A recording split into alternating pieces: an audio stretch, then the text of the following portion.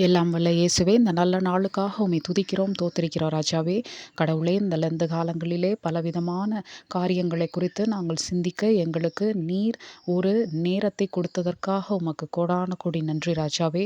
அந்த வகையிலே இந்த நாளிலே நாங்கள் தியாகத்தை குறித்து யோசிக்கணும் ராஜாவே.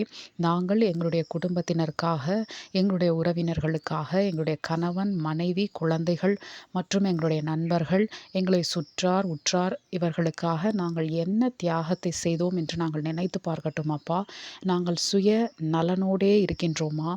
சுய பலத்தை மட்டும் நம்பி சுய நலனோடு கடவுளை யாரை குறித்தும் நாங்கள் யோசிக்காமல் நாங்கள் சிந்தித்து கொண்டிருக்கின்றோமா என்று நாங்கள் யோசிக்கட்டும் அப்பா. நீர் அப்படி செய்திருந்தால் எங்களுக்காக நீர் உயிரை கொடுத்திருக்க மாட்டீர் ராஜாவே. நீர் தியாக பலியாக சிலுவையிலே உண்மையே அர்ப்பணித்தீரப்பா. அந்த அன்பு எங்களுக்குள்ளே இருக்கிறதா சுவாமி? கடவுளே, எங்களுடைய உறவினர்கள், எங்களுடைய உற்றார், எங்களுடைய நண்பர்கள், எங்களுடைய கணவன், மனைவி, குழந்தைகளுக்காக நாங்கள் ஏதாவது ஒரு விஷயத்தை எங்களுடைய வாழ்க்கையிலே தியாகம் செய்திருக்கிறோமா என்று நாங்கள் சற்று சிந்தித்து பார்க்கட்டும் அப்பா.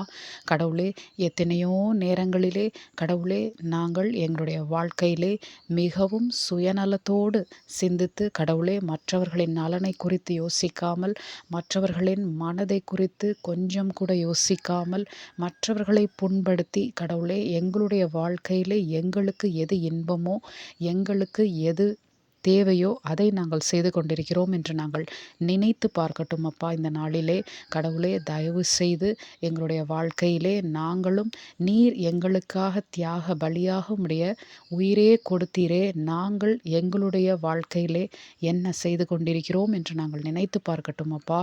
இந்த நாளிலோ சுவாமி, நீர் எங்களோடு கூட இருந்து எங்களை ஆசிர்வதித்து வழி நடத்துங்கப்பா. எங்களுக்கு இருக்கக்கூடிய ஆபத்துகள், விபத்துகளிலிருந்து எங்களுடைய போக்கிலும் வரத்திலும் எங்களை பாதுகாத்து வழி நடத்துங்க சுவாமி.